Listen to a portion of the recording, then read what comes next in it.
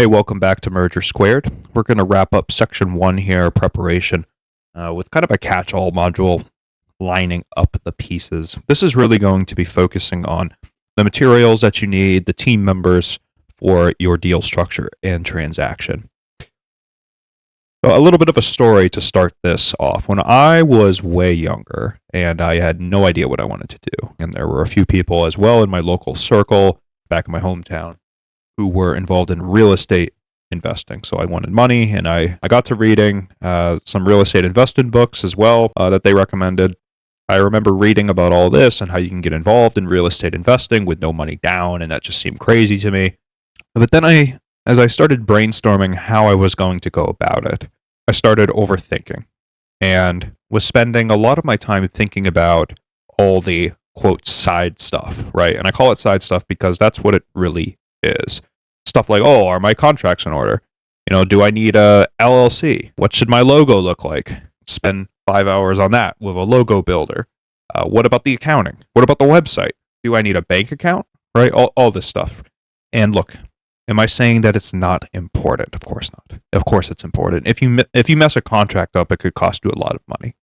But the amount of energy that you should dispense on that stuff should pale in comparison to the primary thing that you should be doing, right? What is going to yield the most results? And that's why the name of this slide is 80-20. So remember the Pareto principle, the idea that 20% of your activities are going to produce 80% of the results.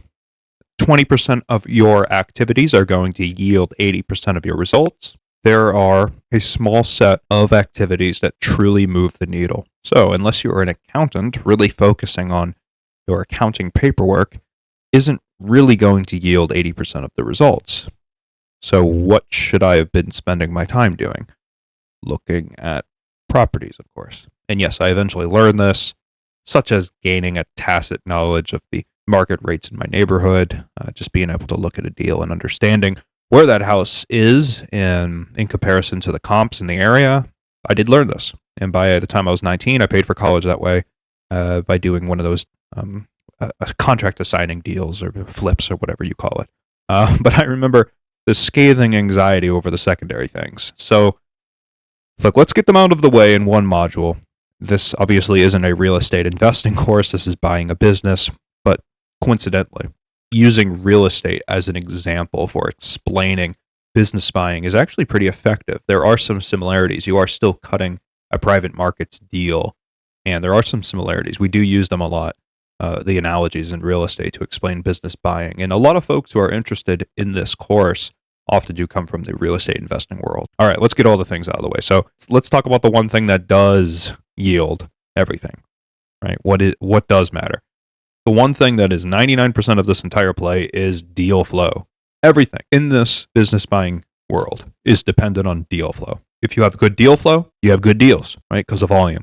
If you get a good deal under LOI, which will explain what that means, but if you get a good deal, all these people, all those supporting personnel, lawyers, accountants, you'll be able to build that team on favorable terms if you have a good deal.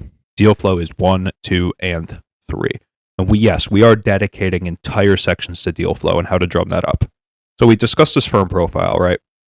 We talked about it in the prior module, but we didn't talk about the benefits directly, like who is it going to specifically.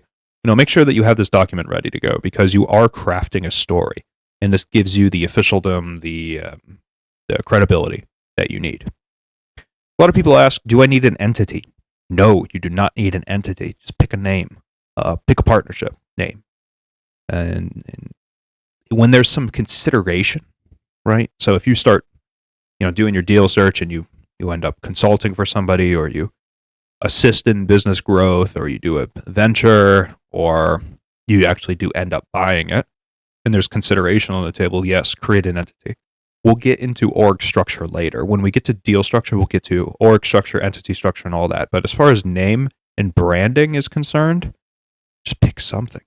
I've created search funds based on the name of streets, right? And just gone to a quick logo maker and spent 5 minutes on it. Don't waste a bunch of time thinking about the perfect name. It's just a partnership. It's just you, sole proprietorship. Don't overthink it. If you are a current business owner and you want to acquire companies, Maybe it makes sense to operate under your current business name. You're calling on competitors asking if they want to get out of the space. The one caveat to this is if the industry is very small and the industry is kind of closed in a way, so or not hostile, but more closed off to each other. In other words, reaching out to one of these business owners will probably get a very cold or a chilly reception. Maybe it makes sense to form an investment name and approach as that investment firm rather than a direct competitor. But that'll vary. You have to make that call as to how cold your industry is to competition. If you are an entrepreneur through acquisition, you definitely want to create a brand that is you, right? As an ETA, you have to show why you are spectacular. So that may look more like a resume, but I still recommend that you have a firm profile, and maybe you have a resume as an addendum, but your firm profile, maybe one section will be dedicated more to you if you are an ETA. Defer to that prior module if you need to know all the components of the firm profile, but you'll be sharing this with prospective team members. So these are your accountants, your lawyers, vendors, supporting personnel, right? Share it with prospective sellers. Yes, of course. This happens all the time. You connect with a seller. They say, send me some information. You at least want them to learn a little bit about you. To share with prospective intermediaries. Yes, sometimes you may work with bankers or brokers. They want to know about you. I personally hate filling out all those balance sheets and financial statements that the brokers sometimes ask for if you're approaching as a private buyer. So if you have all these documents ready to go that describe all the things in the prior module and your personal resume, etc., it may make sense to have that ready to go to send to them if you deal with intermediaries. A lot of what we talk about in this course is skipping the intermediary, but sometimes they can play a very good part. And then, of course, banks.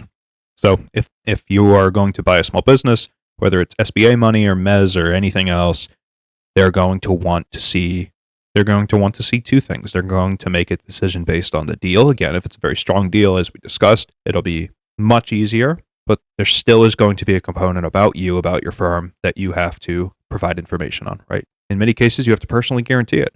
So they want to make sure that they're investing so the bank has a good return and gets their money back at minimum.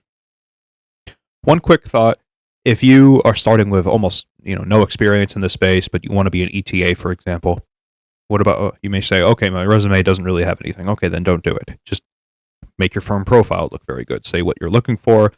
Go back to that other module and really look at all the different components. And if you need any help, let us know. Okay, the team. Who is on the team? First thing to emphasize, one, you can build this team post-deal source. Urgency is often the greatest way to get a relationship going. Urgency is honestly the only way anything gets done.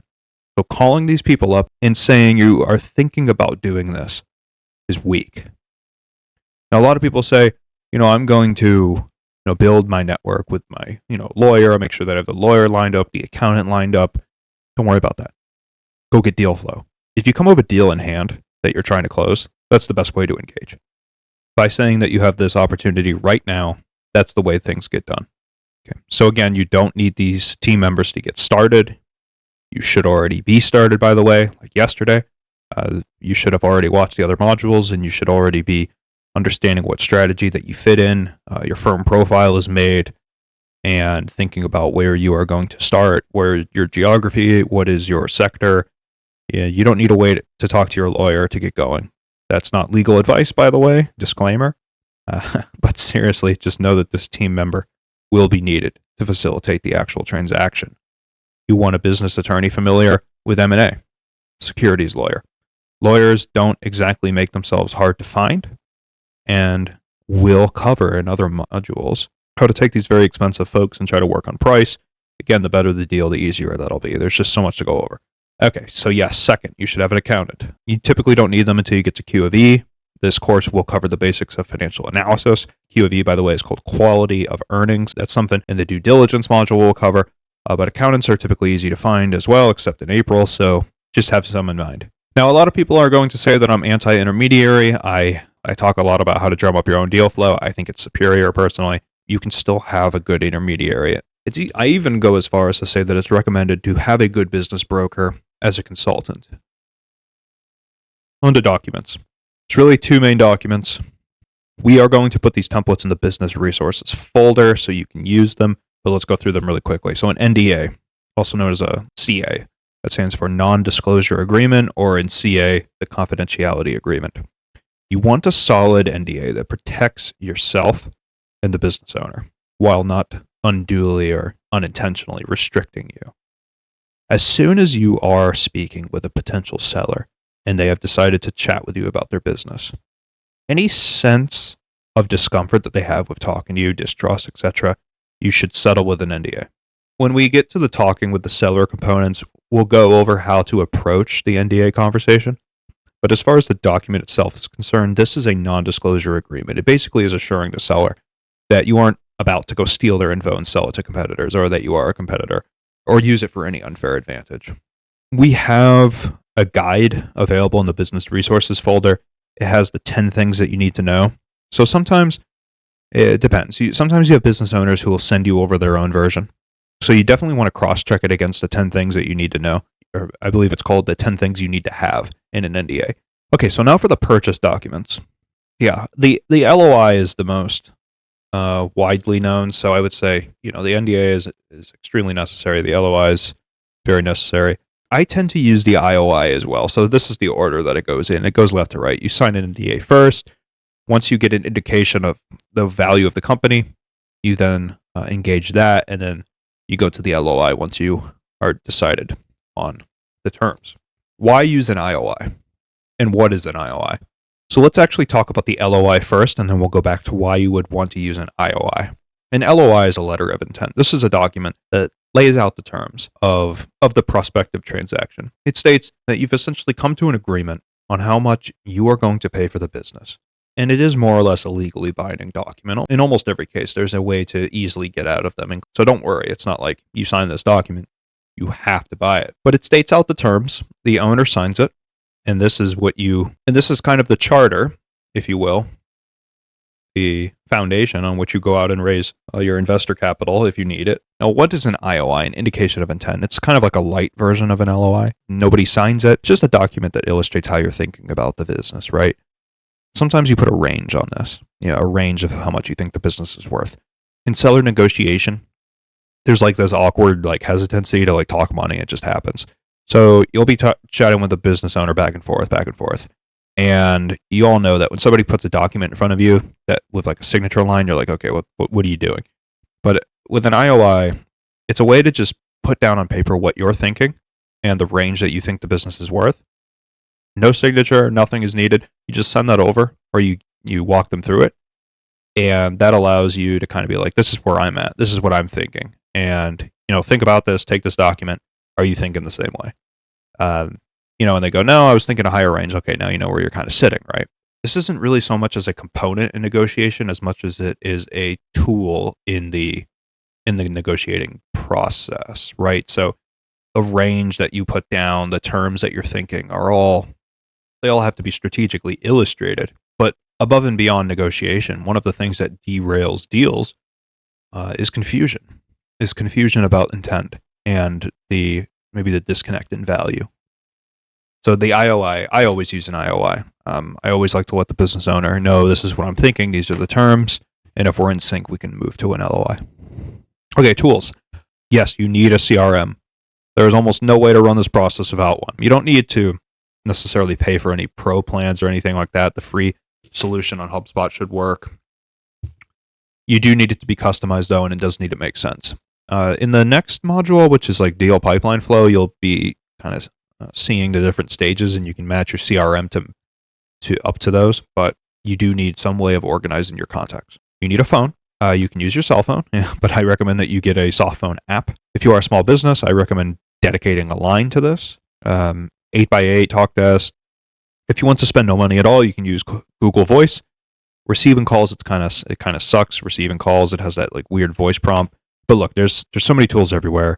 Just find one that works for you. Yes, you need a phone and email, Google email.